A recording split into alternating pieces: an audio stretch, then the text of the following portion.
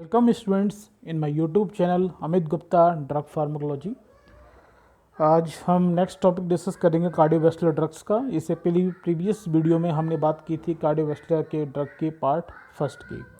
Today we discuss the cardiovascular drugs का part two. Part one में हम basically हमने दो टॉपिक डिस्कस किए थे, जिसमें एक हम बात की थी हेमेटिन्स की बात की थी और कार्डियोटॉनिक्स की बात की थी। तो हेमेटिन्स मैंने बताया था, हेमेटिन्स वो ड्रग होती हैं, वो एजेंट होते हैं जो कि हमारे आरबीसी के प्रोडक्शन को बढ़ाते हैं, आरबीसी के हीमोग्लोबिन के लेवल को बढ़ाते हैं, आरबीसी के प्रोडक्शन को या आरबीसी की काउंट को बढ़ाने वाले जितने भी एजेंट्स हैं वो हेमेटिन्स रहते हैं। हेमेटिन्स में मेनली जो यूज़ किया जाता है वो आपका आयरन के डेरिवेटिव कंपाउंड यूज़ होते हैं, जैसे iron gluconate, iron carbonate, iron फेरोक्साइड, फेरस सल्फेट है, ये सभी यूज़ किए जाते हैं। फिर अब बात की थी कार्डियोटॉनिक्स की। कार्डियोटॉनिक्स वो एजेंट्स हैं जो कि आपके बेसिकली हार्ट की जो फोर्स ऑफ कॉन्ट्रैक्शन की जो पावर होती है उसको इंक्रीज कर देते हैं, यानी कि हार्ट की कैपेबिलिटी ऑफ पंप को बढ़ा देते हैं। जो हार्ट ज़्यादा अमाउंट में ब्लड को पंप कर पाए, वो सभी एजेंट जो बढ़ाए उसकी कैपेसिटी को बढ़ा दें, पंप करने की कैपेसिटी को बढ़ाए, तो वो क्या है, कार्डियोटॉनिक्स हैं। कार्डियोटॉनिक्स को हम कार्डियक ग्लाइकोसाइड्स के नाम से भी जानते हैं, जिसमें दो कंपोनेंट मेन थे, एक डिजिटॉक्सिन और डिजॉक्सिन्स, बोथ आर कार्डियोटॉनिक्स। ठीक है, अब आज हम दो टॉपिक की बात करेंगे, जो हैं एक एंटी एंजाइनल ड्रग्स और दूसरा एंटी हाइपरटेंसिव और बेसोडायरेटर्स। तो स्टार्ट करते हैं anti anginal drugs. Anti anginal drug यानी कि वो ड्रग जो कि एंजाइना के ट्रीटमेंट में यूज़ होती है। एंजाइना को आपने पढ़ा होगा, एंजाइना पेक्टोरिस के बारे में। एंजाइना पेक्टोरिस एक पेन सिंड्रोम है जो कि आपके हार्ट से लेफ्ट हार्ट मतलब मिड ऑफ द हार्ट यानी कि आपकी chest, mid of the chest से एक बहुत पेन जनरेट होता है, और ये पेन माइग्रेट होते होते आपके लेफ्ट शोल्डर तक होता है। लेफ्ट शोल्डर तक बहुत ज़्यादा तेज़ी से पेन होता है। उस पेन की कंडीशन को हम एंजाइना पेक्टोरिस कहते हैं, और ये मेनली आपके लैक ऑफ ऑक्सीजन यानी ऑक्सीजन की सप्लाई प्रॉपर तरीके से हमारी हार्ट की मायोकार्डियल मसल्स को जब नहीं हो पाती है, उस कंडीशन की वजह से क्या होता है, ये आपका एंजाइना पेक्टोरिस का अटैक पड़ता है या एक सिंड्रोम जनरेट होता है, जिसको समझते हैं ये क्या है। Angina pectoris is the chest pain due to the anoxia of heart muscles, generally due to the obstructions or spasm in the coronary artery। यानी कि एंजाइना पेक्टोरिस क्या एक पेन सिंड्रोम, चेस्ट में पेन होता है इसमें, जो क्यों होता है, क्योंकि हार्ट की जो मसल्स हैं उन्हें एनॉक्सिया हो जाती है, उनकी ऑक्सीजन प्रॉपर अमाउंट में नहीं मिल पाती है, ऑक्सीजन सप्लाई होना बंद हो जाती है। क्यों हो जाएगी, ऑब्स्ट्रक्शन या स्पाजम ऑफ कोरोनिया। जो कोरोनिया आर्टरी जो हमारी आर्टा से निकलती है, लेफ्ट कोरोनिया आर्टरी होती है, राइट कोरोनिया आर्टरी होती है। Left coronary artery left ventricle left atrium portion में ब्लड सप्लाई करती है, और राइट कोरोनिया आर्टरी होती है वो लेफ्ट राइट आपके वेंट्रिकल और right atrium portion blood supply करते हैं उनके मसल्स में। लेकिन जब उस कोरोनिया आर्टरी के अंदर कोई ऑब्स्ट्रक्शन हो जाए, कोई आपका बीच में कुछ फंस जाए, कोई क्लॉट बन जाए या स्पाज्म हो जाए, यानी कि कोरोनिया आर्टरी वजह तक कॉन्ट्रैक्ट हो जाए, उस वजह से क्या होता है, ऑक्सीजन ब्लड नहीं पहुंच पाएगा। जब ऑक्सीजन ब्लड नहीं पहुंचेगा तो ऑक्सीजन की डिफिशियंसी हो जाती है मसल्स के अंदर, जिसकी वजह से एंजाइना पेक्टोरिस जैसी कंडीशन जनरेट होती है। ठीक है, तो ये एंटी एंजाइनल ड्रग्स होती हैं, क्या करते हैं, these drug are use in the angina pectoris prevent and terminate attack of angina pectoris and called anti anginal drugs. यानी वो ड्रग, ये ड्रग क्या करती हैं, एंजाइना पेक्टोरिस में यूज़ की जाती हैं, उसके अटैक को रोकती हैं, और उसके जो ऑक्सीजन जो सप्लाई के कारण जो जनरेट हो रहे थे, उस जो सप्लाई नहीं हो पा रही प्रॉपर में, उसको बढ़ाने का कोशिश करती है, जिसकी वजह से ये एंजाइना पेक्टोरिस का अटैक क्या होता है, टर्मिनेट कर दिया जाता है। इसलिए इसे क्या कहते हैं, एंटी एंजाइनल ड्रग कहते हैं। तो एंटी एंजाइनल ड्रग्स में आपकी बहुत चीज़ें हैं, नाइट्रेट्स होते हैं, यूज़ होते हैं, बीटा ब्लॉकर यूज़ होते हैं। बीटा ब्लॉकर को हम आगे एंटी हाइपरटेंसिव ड्रग्स में पढ़ेंगे, डिस्क्राइब करेंगे। कैल्शियम चैनल ब्लॉकर भी यूज़ होते हैं, जिसको हम एंटी हाइपरटेंसिव ड्रग में देखेंगे। यहाँ पर हम बात करेंगे केवल किसकी, नाइट्रेट्स की। तो नाइट्रेट्स जितने भी हैं, नाइट्रेट्स आपने जैसे सॉर्बिट्रेट आपने नाम सुना होगा, आइसोसॉर्बिट्रेट है, सॉर्बिट्रेट, आइसोसॉर्बिट्रेट, सॉर्बिट्रेट, फिर आपका नाइट्रोग्लिसरीन, ये सभी क्या होते हैं, नाइट्रेट कंपाउंड है, जो कि हमारी कोरोनिक आर्टरी को बहुत ज़्यादा डायलेट कर देते हैं, जिससे कि आसानी से उसमें ऑक्सीजन का जो ऑब्स्ट्रक्शन होता है वो ब्लॉक होता है, वो हट जाता है, और ऑक्सीजन ज़्यादा अमाउंट में मायोकार्डियल मसल्स में पहुंचना शुरू हो जाती है। एक तरह से कह सकते हो कि जो पाइप है, उस पाइप में कुछ चोक हो गया है, और पाइप को अगर किसी तरीके से उसके पाइप के डायमीटर को बढ़ा दें तो क्या होगा, ऑक्सीजन ज़्यादा अमाउंट में पहुंचना शुरू हो जाती है। तो पाइप के डायमीटर को बढ़ाना, यानी कोरोनियल आर्टरी के डायमीटर को बढ़ाना काम किसका है, नाइट्रेट का होता है। तो nitrates are the drug which are vasodilator, जो इनकी क्या करेंगे, वेसल्स को डायलेट करते हैं। Vasodilator effect on coronary artery and increase the blood supply, thus use in angina pectoris. यानी कि नाइट्रेट्स क्या करेंगे, वेसोडायलेटर इफेक्ट प्रोड्यूस करते हैं, कहाँ पर, कोरोनियल आर्टरी के अंदर, जिसकी वजह से ब्लड की सप्लाई बढ़ जाती है और ऑक्सीजन सब ऑक्सीजन की सप्लाई होने लगती है मायोकार्डियल मसल्स से, इसलिए इसे ये एंजाइना में यूज़ किया जाता है सभी नाइट्रेट्स के लिए। तो nitrates is the primary and emergency drug for the treatment of angina pectoris. Mode of action यानी मैकेनिकल एक्शन की बात करते हैं, कैसे ये काम करेंगे। तो जितने भी नाइट्रेट्स होते हैं, चाहे वो आइसोसोर्बाइड डाइनाइट्रेट है, चाहे आइसोसोर्बाइड मोनोनाइट्रेट है, या नाइट्रोग्लिसरीन है, या सॉर्बिट्रेट है, वो सभी क्या करते हैं, सभी पहुंचने के बाद रिलीज़ करते हैं क्या, NO यानी कि nitric oxide, free radical nitric oxide release कर देंगे, which is powerful muscle reaction, जो बहुत ज़्यादा पावरफुल मसल रिएक्शन हो, जिसकी एक्शन की वजह से क्या होती है, वेसल्स होती है, वेसल जो आपकी ब्लड वेसल्स है वो किस में हुई है, स्मूथ मसल्स की बनी हुई है। तो वो क्या होती है, बहुत ज़्यादा वो मासूम मसल्स होती है वो रिलैक्स हो जाती है, और मसल्स रिलैक्स होने की वजह से क्या होगा, वेसोडाइलेशन इफेक्ट प्रोड्यूस होता है, यानी कि कोरोनरी आर्टरी बहुत ज़्यादा का डायमीटर बढ़ जाएगा।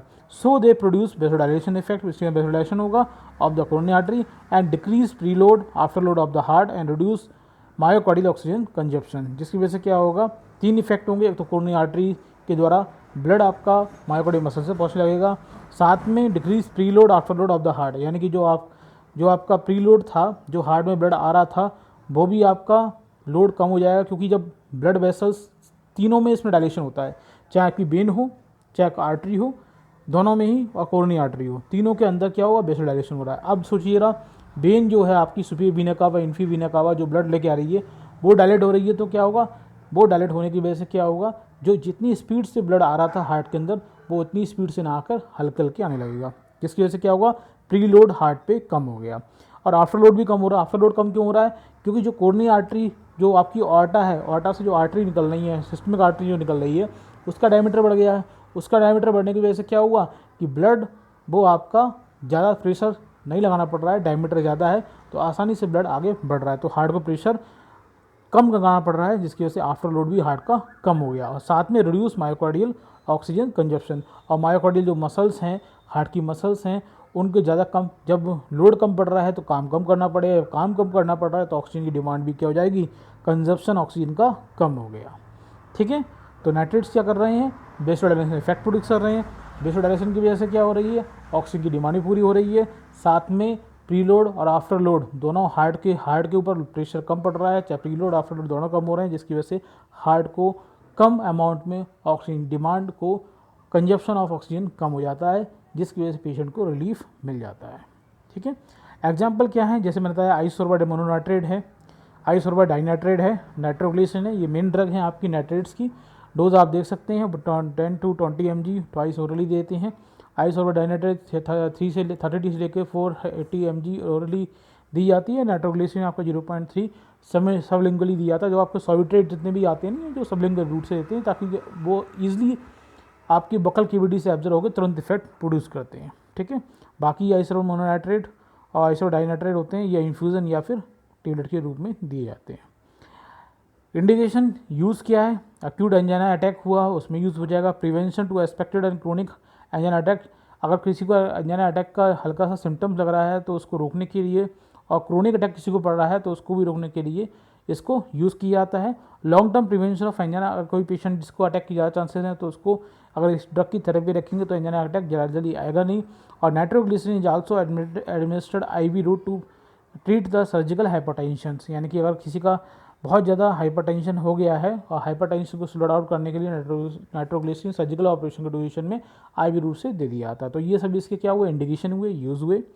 एडवर्स इफेक्ट की बात करें तो क्या क्या एडवर्स इफेक्ट हो सकती है नाइट्रेट्स के, हेडेक इज मोस्ट कॉमन रहता है, ऑर्थोस्टैटिक हाइपरटेंशन होता है, मतलब कि ब्लड प्रेशर बढ़ जाएगा, जब ब्लड प्रेशर बढ़ जाता है ब्लड प्रेशर बढ़ जाएगा। इसके अलावा फ्लशिंग, मतलब चेहरा बहुत ज़्यादा लाल हो जाता है, ग्रमाहट होती है, नॉजिया, वोमिटिंग, डिजनेस, और टैचिकार्डिया, हार्ट रेट बढ़ जाए, पेप्टाइटेशन, मतलब लगेगा पेशेंट को लगेगा कि मेरा हार्ट बहुत तेज धड़क रहा है। ये सभी एडवर्स इफेक्ट ऑब्जर्व होते हैं during the treatment of nitrates. Contraindication precautions क्या क्या लिए जाएंगे, किस इस कंडीशन में अवॉइड करते हैं पेशेंट के लिए। अगर कोई patient hyper sensitive reaction generate होती है नाइट्रेट्स की तो उस पेशेंट को नहीं दिया जाता है। कोई पेशेंट सीवियर एनीमिक पेशेंट है तो उस पेशेंट को भी हम ये अवॉइड करते हैं। ऑर्थोस्टैटिक हाइपरटेंशन, किसी को ब्लड प्रेशर बहुत ज़्यादा बढ़ा हुआ है तो उस कंडीशन में ये अवॉइड करते हैं। किसी पेशेंट को अर्ली मायोकार्डियल इन्फेक्शन हुआ है, उसको जल्दी में ही हार्ट अटैक पड़ा हुआ है, उस कंडीशन में भी इसे नहीं दिया जाएगा। किसी का ICP इंक्रीज ICP मतलब क्या, इंक्रीज क्रेनियल इंट्रावेनियस जो क्रेनियल प्रेशर जो होता है आपके ब्रेन में जो आर्टरी हैं उसमें जो आपका ब्लड प्रेशर बहुत ज़्यादा बढ़ा हुआ हो, इंट्राक्रेनियल प्रेशर जिसे बोलते हैं, वो बढ़ा हुआ हो, तो उस कंडीशन में भी इसे अवॉइड किया जाता है। And use cautiously in the patient of hypertension, कोई पेशेंट अगर हाइपरटेंशन का है तो उसमें भी हम बहुत सावधानीपूर्वक यूज़ करते हैं। तो ये सभी इसके कंट्राइंडिकेशंस एंड प्रिकॉशंस की बात हुई। ड्रग इंटरेक्शन की बात करें तो एंटी हाइपरटेंसिव ड्रग सिडेनाफिनिल और टिडेनाफिनिल में इंक्रीज द हाइपरटेंशन इफेक्ट, यानी कि अगर नाइट्रेट्स को एंटी हाइपरटेंसिव ड्रग के साथ में टिडेनाफिल ये आपके बेसिकली सिडेनाफिल और टिडेनाफिल जो ड्रग हैं बेसिकली आपके इरेक्टाइल डाइफंक्शन में यूज़ किए जाते हैं, तो इनको भी ये भी क्या करते हैं, वेसल्स को डायलेट करते हैं। तो ये इनके साथ में अगर इनको यूज़ किया जाए तो ब्लड प्रेशर बहुत ज़्यादा डाउन हो सकता है, यानी कि हाइपरटेंशन इफेक्ट जनरेट हो सकता है। तो इसलिए आपके नाइट्रेट को इनके साथ में यूज़ ना करें, यूज़ करेंगे तो ब्लड प्रेशर बहुत ज़्यादा कम हो सकता है। तो ये इसका ड्रग इंटरेक्शन हुआ। अब बात करते हैं नर्सिंग रिस्पॉन्सिबिलिटी। तो नर्स के लिए क्या रिस्पॉन्सिबिलिटी होगी, nurse should be teach the patient about the proper use and storage of nitroglycerin sublingual tablet, यानी आपके नर्स के लिए पेशेंट को समझाना पड़ता है कि किस तरीके से वो आपके सबलिंग नाइट्रोग्लिसरीन को यूज़ कर सकता है इमरजेंसी कंडीशन में। जितने भी कार्डियक पेशेंट होते हैं जिनको प्रीवियस हिस्ट्री होती है कि अटैक अचानक आया हुआ है, तो उनको बताया जाता है कि आप इस सबलिंगल जो बक्कल कैविटी में जो रखी है, टंग के नीचे जो गोली रखी जाती है वो हमेशा अपने पास रखें। और जब भी आपको लगे कि हाँ मेरे हार्ट में हल्का सा पेन हो रहा है या मुझे लग रहा है कि अटैक पड़ने वाला है, तुरंत ही उस गोली को अपने बक्कल कैविटी एंड टंग की जिस नीचे रख लें, जिससे उन्हें तुरंत रिलीफ मिल जाता है। तो ये आपको सबलिंगल टेबलेट और नाइट्रोग्लिसरीन के बारे में, उसकी यूज़ स्टोरेज के बारे में नर्स को उस पेशेंट को टीच करना पड़ता है। ठीक है। इसके अलावा instruct the patient to sit down, take the drug as the first sign of acute angina attack. और ये भी आपको इंस्ट्रक्शन देने पड़ेंगे। अगर पेशेंट कोई काम कर रहा है, भाग रहा है, दौड़ रहा है, कुछ भी एक्सरसाइज कर रहा है, तो पेशेंट को आप बताना पड़ेगा इस कंडीशन में आप शांति से बैठ जाएं एक जगह और वो ड्रग लें। और अगर कुछ भी हल्का साइन लगता है कि हाँ मुझे एंजाइना अटैक पड़ रहा है, तुरंत ड्रग लें।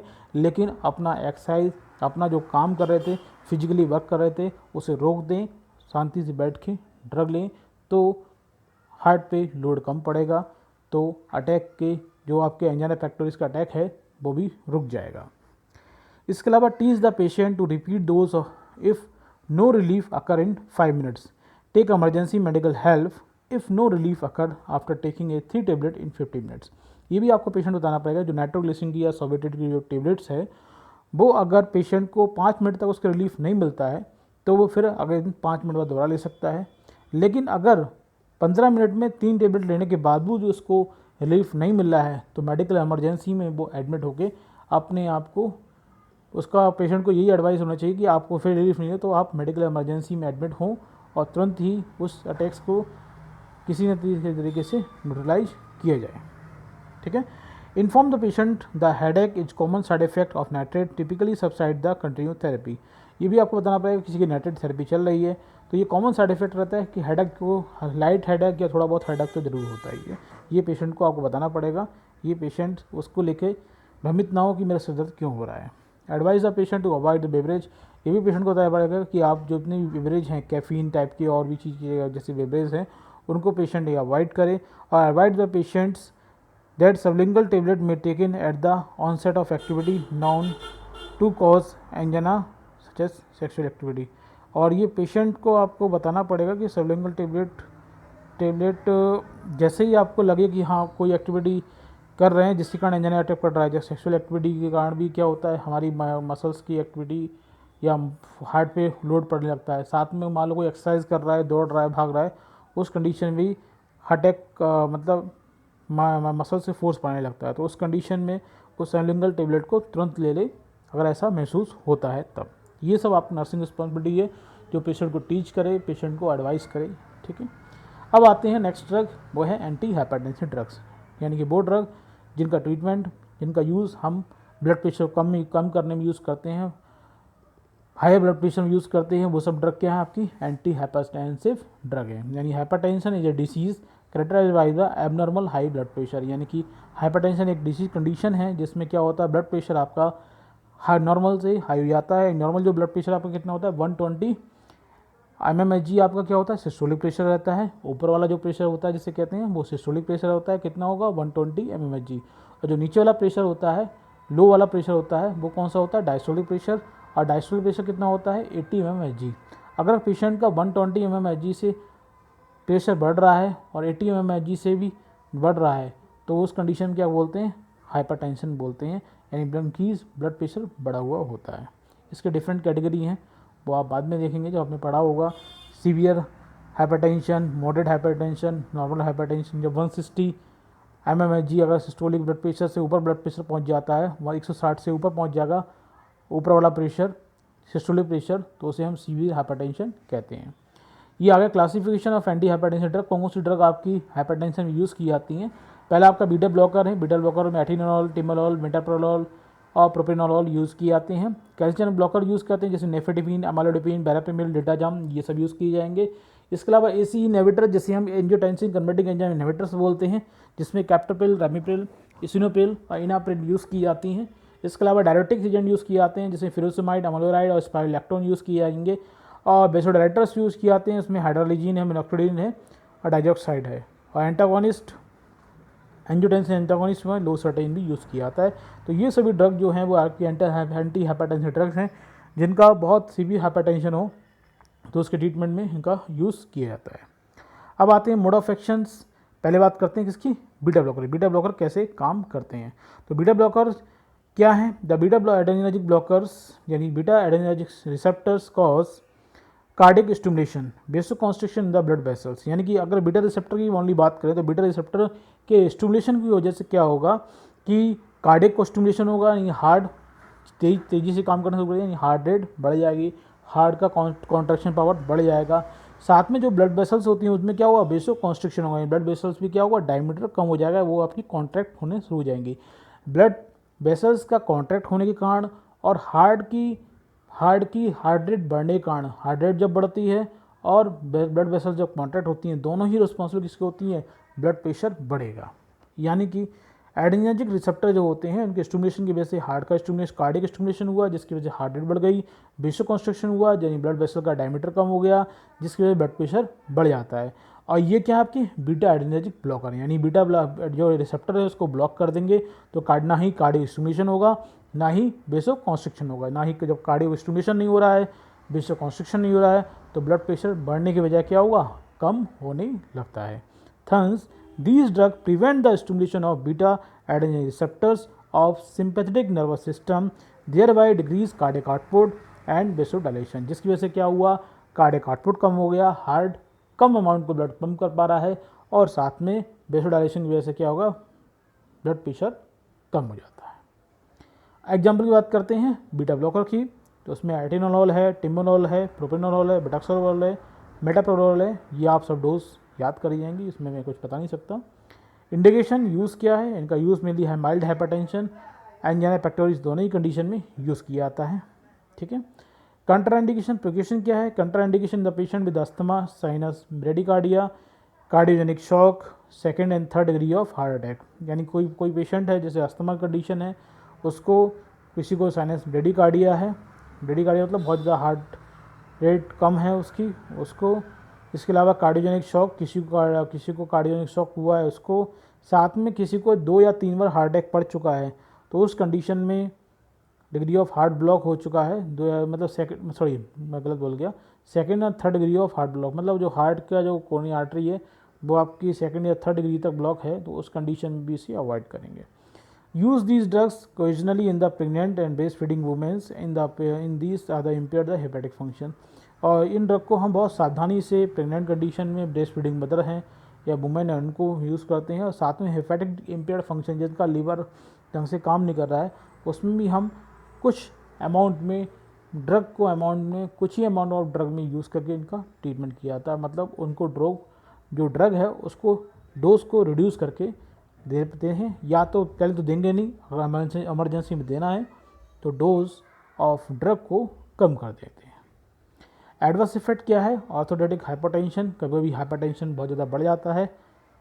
ठीक है, ज़्यादा टाइम तक यूज़ करेंगे तो ब्लड प्रेशर अपने अंदर से जो है कुछ मैकेनिज्म होती है हमारी वो गड़बड़ हो जाती है। फैटिगी, ब्रेडिकार्डिया, नॉजिया, वोमिटिंग, ये कॉमन एडवर्स इफेक्ट हैं। ड्रग इंटरेक्शन क्या है, these drug are additive hypertensions when they concurrently with alcohol and antihypertensive और कैल्शियम ब्लॉकर। अगर ड्रग को हम एल्कोहल के साथ में अदर एंटी हाइपरटेंसिव ड्रग के साथ में और कैल्शियम चैनल ब्लॉकर के साथ में यूज़ करते हैं, तो ये क्या करेंगे, ब्लड प्रेशर को कम कर देते हैं, हाइपरटेंशन इंड्यूस करते हैं, इसलिए इन सब ड्रग को साथ में इन्हें यूज़ ना करें। नर्सिंग रिस्पॉन्सिबिलिटी क्या होगी, do not use continue drug abruptly, कहीं अचानक ड्रग को ना छोड़ना है। Administer propranolol cautiously with food and may be increase absorption, और ये बताया जाता है कि प्रोपेनॉल को आप फूड के साथ में या फूड के जस्ट बाद यूज़ करें, जिससे इसका एब्जॉर्प्शन बढ़ जाता है।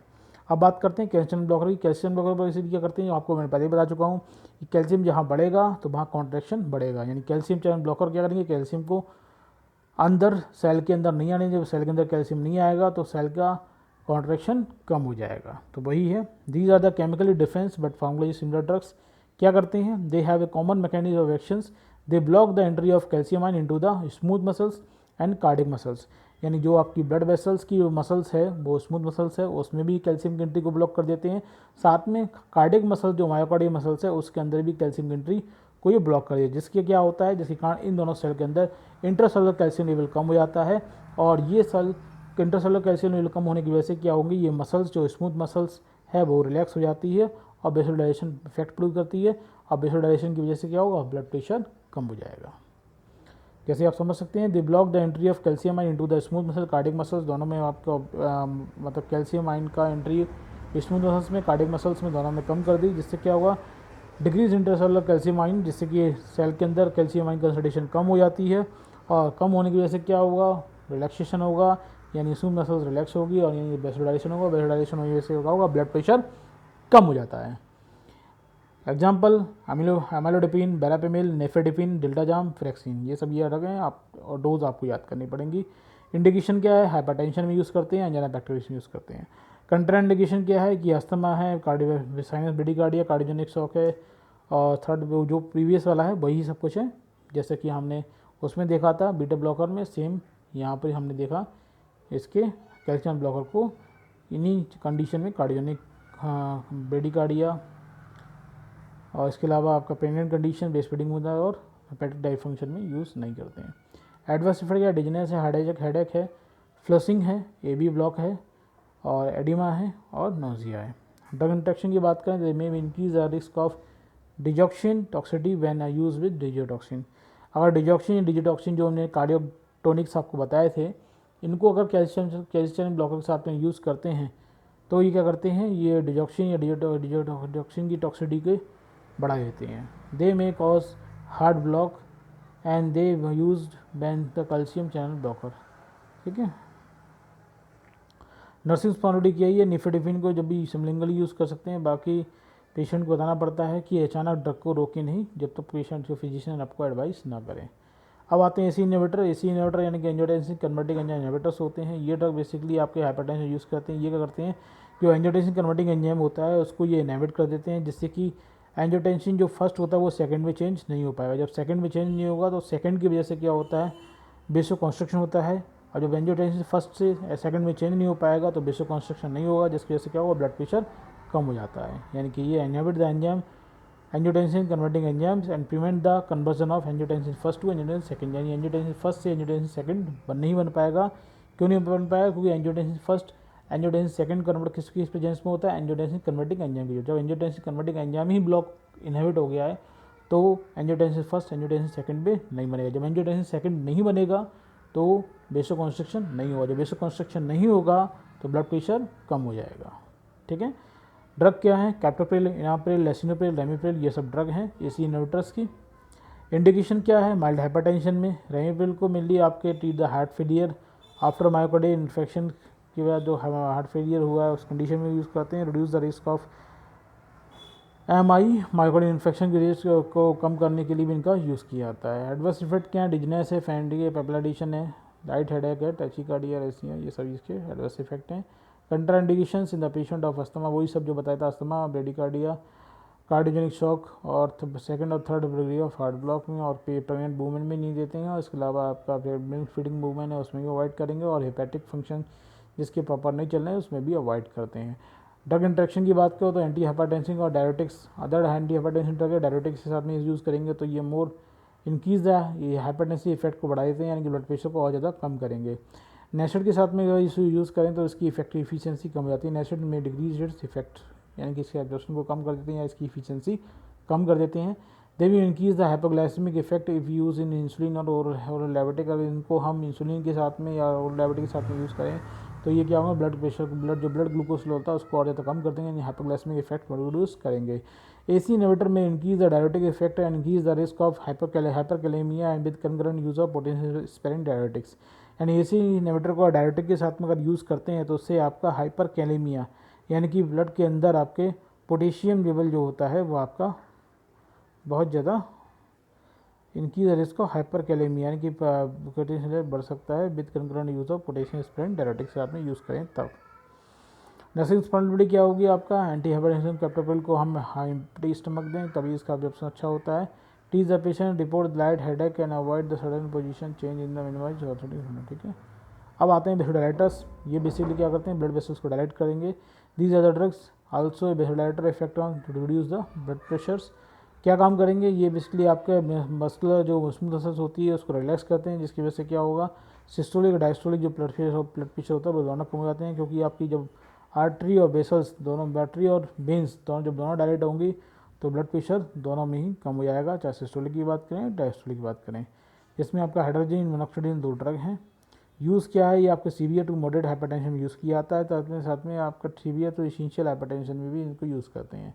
कंट्राइंडिकेशन वही है जो हमने पहले पढ़ा था, अस्थमा है, साइनोसाइटिस में, कार्डियक फेलियर कंडीशन बनाते हैं, कोई प्रेग्नेंट वूमेन है प्रेगनेंसी कंडीशन अवॉइड करते हैं, साथ में हेपेटिक इम्पेयरमेंट फंक्शन किसी को है उसका जिसका लीवर उनसे काम नहीं कर रहा है तो उस कंडीशन में भी अवॉइड करेंगे, ना ही देंगे। एडवर्स इफेक्ट की बात करें तो fluid retentions, orthostatic hypertension, tachycardia, severe hypertensions and monoxide also cause excessive hair growth. ये सब इसके कॉमन हार्ट सिम्टम्स होते हैं। ठीक है,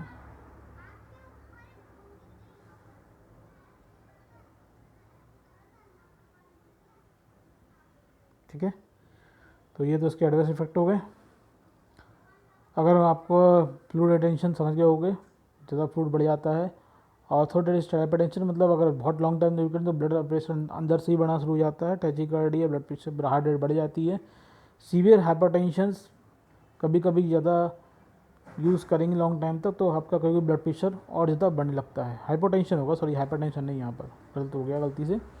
मिनॉक्साइड also cause excessive hair growth, और मिनॉक्साइड को यूज़ करते हैं तो उससे क्या होगा, हेयर ग्रोथ बढ़ जाता है। ड्रग इंट्रैक्शन क्या, सडनफ्लिन और अदर एंटीहाइपरटेंसिव के साथ यूज़ करेंगे तो ब्लड प्रेशर और ज़्यादा कम हो सकता है, रिएक्शन को ये बढ़ा देते हैं। ठीक है, जैसे potential the antihypertensive effect of sodium nitrochlorides. ठीक है, नर्स की रिस्पॉन्सिबिलिटी क्या है, क्या होता है कि आपका मॉनिटर करना होगा कि ब्लड वॉल्यूम कितना चल रहा है, ब्लड प्रेशर कितना चल रहा है every 5 minute at the start of infusion. अगर इन्फ्यूजन का चल रहा है सोडियम नाइट्रोक्लोराइड का या सोडियम, अगर इन सब ड्रगों का इन्फ्यूजन चल रहा है तो हमने हर 15 मिनट में देखना पड़ेगा कि सिस्टोलिक डायस्टोलिक प्रेशर कैसा है। अगर कम बढ़ ज़्यादा हो रहा है तो ड्रग को वैसे चलते रहे, अगर नहीं हो रहा है रेगुलेटर कंट्रोल में है तो ड्रग को हम अमाउंट को कम कर देते हैं। Assess the weight of the patient daily, record the intake and output. ठीक है, इसके अलावा पेशेंट को डेली रिकॉर्ड हम चेक कर, रिकॉर्ड इंक्लूड करेंगे कि कितना खाया कितना नहीं खाया, पेशेंट की डाइट अच्छी से हो चुके और ब्लड प्रेशर को बढ़ा सके। Every advise the patient to take the monoxide with excessive hair growth, likely to occur 3 to 6 months after therapy. Reassures the patients that extra growth should be disappear within 6 months after the therapy ends। यानी कि देखा गया monoxide जो है वो आपके hair growth, alopecia जो condition होती है उसमें यूज़ की जाती है, जिससे कि हेयर ग्रोथ अच्छी खासी होने लगती है। लेकिन जब इसे छोड़ देते हैं 3 से 6 मंथ की थेरेपी बाद छोड़ देते हैं, फिर दोबारा ही आपकी हेयर फॉल का कंडीशन बन जाती है। ठीक है, तो ये आपके वो नर्सिंग रिस्पॉन्सिबिलिटी, और ये कंप्लीट हुआ आपका कौन सा, वेसोडाइलेटर्स। इसके अलावा आपका एंटी हाइपरटेंसिव ड्रग्स, और इसके अलावा आपका एंटी एनल ड्रग। ठीक, तो ये कंप्लीट हुआ आपका टॉपिक। कोई टॉपिक समझ में आया हो तो ज़रूर लाइक कीजिए, कोई क्वेश्चन हो तो ज़रूर पूछिएगा, और आपने अब तक चैनल को सब्सक्राइब नहीं किया जरूर सब्सक्राइब कीजिएगा। नेक्स्ट टॉपिक के साथ मिलेंगे नेक्स्ट वीडियो में, तब तक के लिए थैंक यू।